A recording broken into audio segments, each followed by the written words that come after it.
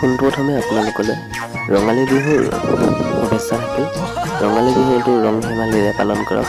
ধন্যবাদ।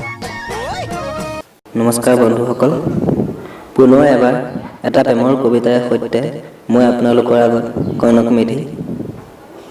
আজি প্ৰেমৰ কবিতাটো গাইছে নিকুমণি বৰাই। কবিতাটোৰ নাম হৈছে ভাল লাগে। যদি আপুনি মোৰ চেনেলটোত নতুন তেনেহ'লে প্লিজ ছাবস্ক্ৰাইব কৰিব আৰু যিমান পাৰে আপোনালোকৰ ফ্ৰেণ্ডবোৰক শ্বেয়াৰ কৰিব, লাইক কমেণ্ট কৰিব নাপাহৰিব। কবিতাটো চাই কেনেকুৱা পালে। Thank you. কবিতাটো শেষলৈকে চাব। মোৰ ফেচবুক পেজত ফ'ল' কৰিব পাৰে, তাত মই ভাল পোষ্টবোৰ শ্বেয়াৰ কৰি থাকোঁ, তো প্লিজ ফেচবুক পেজত ফ'ল' কৰক। Thank you. ভাল লাগে, ভাল লাগে মোৰ তুমি যে কোৱা, মোৰ খঙাল কথাবোৰতো তুমি মৰম বিচাৰি পোৱা। ভাল লাগে মোৰ তোমাৰ কথা ভাবি নিজানত অকলে বহি কিছু ভাল লগা মিঠা মিঠা সপোন দেখিবলৈ।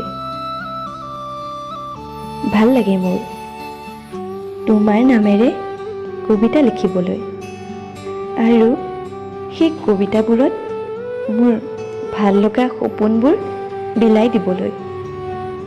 জানা, কোনোবাই মোক খং কৰি দেখুৱালে মোৰ অলপো ভাল নালাগে, বাট তুমি মোৰ ওপৰত খং কৰিলে অলপ মনত অভিমান জাগে, যদিও বহুত ভালো লাগে।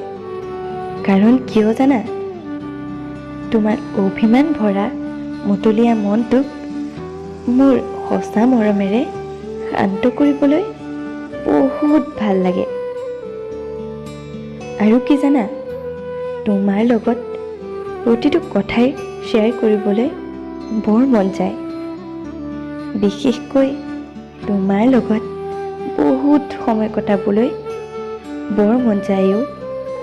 হোৱাটছআপ, ফেচবুকত অনলাইন থাকিও মেছেজ নকৰা আৰু তাৰ পৰা হোৱা সৰু সৰু অভিমান ভৰা কাজিয়াবোৰ তোমাৰ লগত কৰি বৰ ভাল লাগেও।